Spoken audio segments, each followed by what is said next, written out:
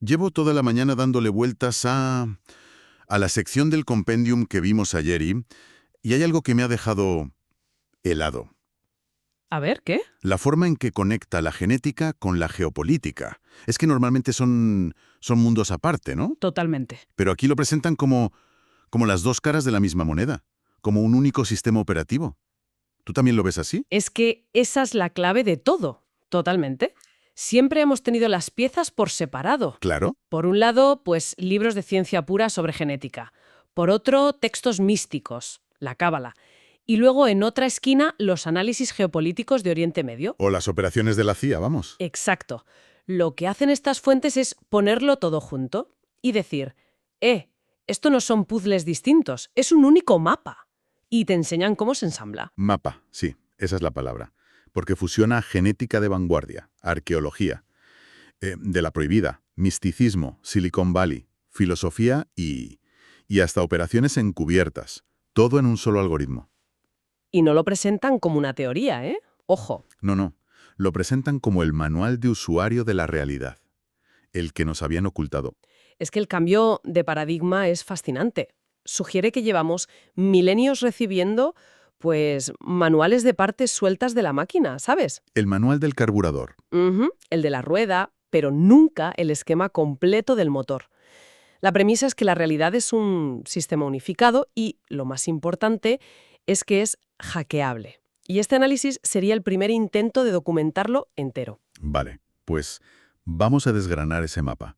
Empecemos por la base, por lo que las fuentes llaman el software humano. Venga. Y a ver, quiero dejar esto muy claro, porque es un punto crítico. Esto no tiene nada que ver con autoayuda, ni con esoterismo barato. Nada. La perspectiva es puramente técnica, casi bioinformática. Correcto.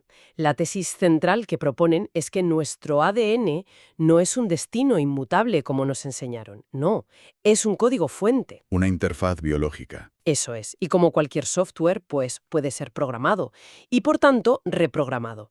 No somos un producto terminado. Somos una plataforma abierta. Y aquí es donde la cosa se pone increíble, porque sugieren que hemos malinterpretado la Cábala durante siglos. Uf, total. La vemos como algo místico, religioso, pero el compendio afirma que es literalmente un lenguaje de programación para ese ADN. Exactamente. La presentan no como magia, sino como la sintaxis, el conjunto de comandos para acceder a ese código biológico, ¿entiendes? Es como si nuestro ADN estuviera escrito en un lenguaje concreto y la cábala fuera el manual de ese lenguaje. Por eso la frase que usan es tan potente. Esto no va de meditar para relajarse. Va de reescribir tu propio código genético. El objetivo no es la paz mental, No.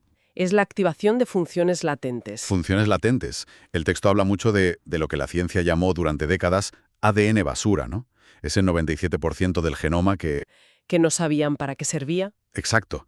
Y según esto, no es basura en absoluto, ¿verdad? ni mucho menos. Lo describe como el sistema operativo. Ese 97% no son los programas, o sea, los genes, sino el panel de control que decide qué programas se ejecutan, cuándo y cómo. Los interruptores. Son los interruptores. Y la tesis más radical es que ese 97% es el código que fue deliberadamente desactivado en algún momento de nuestro pasado. Desactivado, no borrado. Esa distinción es crucial, Claro, porque implica que el código sigue ahí, intacto, intacto, esperando los comandos correctos para reactivarse. precisamente. Y ahí es donde conectan esos antiguos comandos cabalísticos con la ciencia de vanguardia, con la epigenética. Que ya está demostrando cómo la conciencia y el entorno pueden encender o apagar genes. Exacto.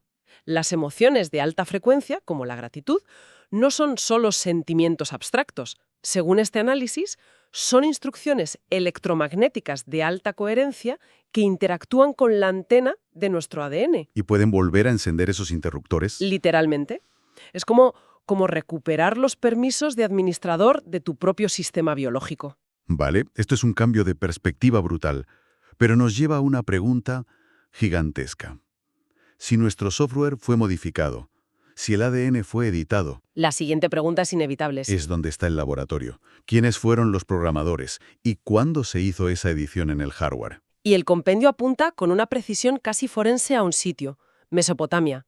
la antigua Sumeria. El laboratorio original. Ahí es donde, según estas fuentes, ocurrió la intervención. No la cuna de la civilización, el laboratorio. Hay una parte en las notas que casi se me pasa, sobre una inteligencia artificial en Tel Aviv. Uf, sí. Al principio no le di importancia, pero luego, claro, estamos usando tecnología del siglo XXI para reinterpretar los textos más antiguos. Eso lo cambia todo, ¿no? Cambia todas las reglas del juego. Llevamos 150 años traduciendo las tablillas cuneiformes con un sesgo cultural, religioso, muy marcado. Si veían la palabra dioses, la traducían como tal. Claro. Pero esta IA no tiene esos prejuicios. Procesa el lenguaje de forma puramente lógica. Y lo que está encontrando no son mitos. ¿Y qué son? Son crónicas técnicas, registros de una operación industrial a escala planetaria. No me digas. Listas de la compra, nóminas de trabajadores, inventarios de minerales. El texto lo llama, con mucha ironía, la lista de la compra de los dioses. Se habla de los Elohim, pero la IA lo traduce en su forma plural original. Los legisladores, los comandantes, entidades biológicas, no divinidades, con problemas logísticos muy terrenales. ¿Problemas como una huelga de trabajadores? Recuerdo algo de eso, el mito de los Sigiji. Exacto.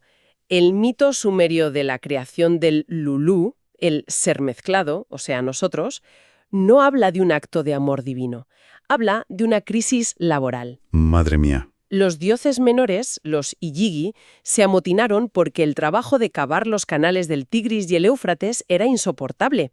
Y Enki, a quien el compendio describe como el jefe de I+D, propuso una solución de bioingeniería: coger a un homínido local y mejorarle el genoma para crear un trabajador. Nosotros. Es una narrativa increíblemente pragmática. Pero más allá de las tablillas, ¿hay alguna prueba física? ¿Algo que podamos verificar hoy? Sí, y está en nuestra propia sangre. ¿El qué? La fusión del cromosoma 2. El compendio la llama la cicatriz de la edición. Es un hecho científico. Todos los grandes simios tienen 48 cromosomas, 24 pares. Y nosotros 46, 23 pares. Correcto. Y durante mucho tiempo fue un misterio evolutivo, hasta que se secuenció el genoma y se descubrió que nuestro cromosoma 2 es sin duda la fusión de dos cromosomas de primate que en los chimpancés siguen separados. Y la prueba es que tiene las marcas de la fusión, ¿no? Las tiene. Telómeros en medio, donde no deberían estar, y un segundo centrómero que está silenciado.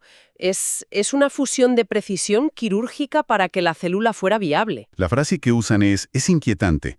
No somos monos evolucionados, somos edited monkeys, monos editados. Somos hardware diseñado.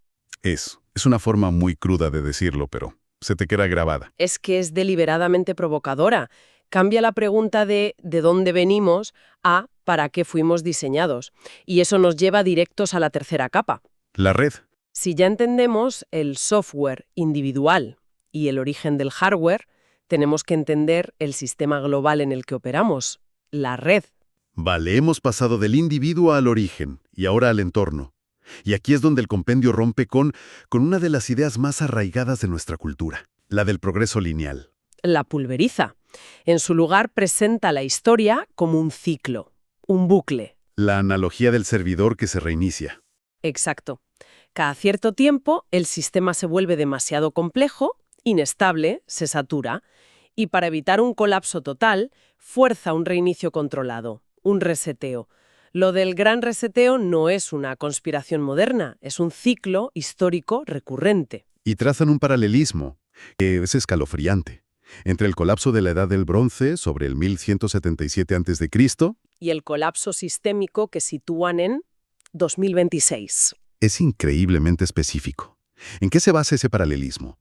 Siria, Irak, Chipre, el Levante. Los mismos nodos geográficos. Los mismos. Están ardiendo ahora mismo, igual que entonces. Y en el centro de aquel colapso había un imperio misterioso llamado Mitanni. Espera, que la gente nos siga. Mitanni no es como Egipto o Babilonia. Lo describen como un poder enigmático, ¿no? Que apareció de la nada en el norte de Siria. Y que fue borrado de la historia de forma muy sospechosa. Esa es la idea. Mitanni funcionaba como una especie de servidor central que mantenía estable el sistema mundo de la Edad del Bronce, Y su caída provocó una reacción en cadena. que sumió a todo el Mediterráneo en una edad oscura de 300 años. Lo llaman un downgrade tecnológico y vibracional. Downgrade vibracional. Mencionan también una guerra por la frecuencia. A ver si lo entiendo bien. No se refieren a una guerra con espadas. No. Es algo más sutil. El análisis plantea que el cambio tecnológico clave de esa época fue un retroceso deliberado. Se pasó del bronce, que es una aleación resonante, conductora, al hierro, un metal denso, magnético, opaco. El metal de la guerra y la esclavitud. No fue un progreso. Fue como reiniciar el ordenador en modo seguro, con funciones limitadas, sobrevivir, matar, comer, reproducirse. Se bajó la frecuencia del sistema para hacerlo más controlable. Y el argumento es que estamos viviendo un reinicio similar ahora. Los palacios de entonces, esas estructuras centralizadas. Son nuestros estados-nación, nuestros bancos centrales, nuestras corporaciones. Y se enfrentan al mismo tipo de amenaza. Una fuerza descentralizada, anónima e imparable. En el 1177 a.C. los llamaron los pueblos del mar. Hoy las fuentes apuntan a Bitcoin, a la IA de código abierto, la comunicación P2P. Tecnologías que hacen obsoleto el monopolio del poder centralizado. El sistema se vuelve demasiado complejo y una tecnología disruptiva rompe el equilibrio. Y el palacio se derrumba. Esa es la pauta cíclica. Un reinicio que simplifica el sistema, borra la memoria y prepara el terreno para el siguiente ciclo, controlado por quien sobreviva y escriba la nueva narrativa. Vale, vamos a juntar las piezas, porque el mapa que emerge es desolador, pero tiene una coherencia interna brutal. Tenemos el software, un ADN con un potencial casi divino pero desactivado. ¿Pero que podemos aprender a hackear de nuevo? Tenemos el hardware, un cuerpo diseñado en un laboratorio sumerio, con la cicatriz del cromosoma 2 como prueba del delito. Y tenemos la red, un sistema histórico cíclico que se reinicia. Y estamos, según esto, a las puertas de uno de esos reinicios. Lo que nos lleva a la pregunta clave, la que de verdad importa. Si tienes la teoría completa, si entiendes el mapa, ¿qué haces? ¿Cómo te defiendes del reinicio? ¿Cómo evitas ser formateado con el resto del disco duro? Y ahí es donde entra la pieza final, algo que ya no es teoría, sino aplicación práctica. Lo llaman el protocolo 1177. Y es crucial cómo lo definen. No es otro libro más que leer. Es el manual. Así en mayúsculas. Si los 3 primeros son los planos del edificio y el informe de daños, Este protocolo sería el manual de evacuación y de combate, la defensa física, la aplicación práctica de todo. es la pieza que falta. El qué hacer después del que está pasando. Ya tenemos la teoría, ya entendemos el sistema. Ahora necesitamos encontrar el manual de combate. Hay que conseguir ese protocolo.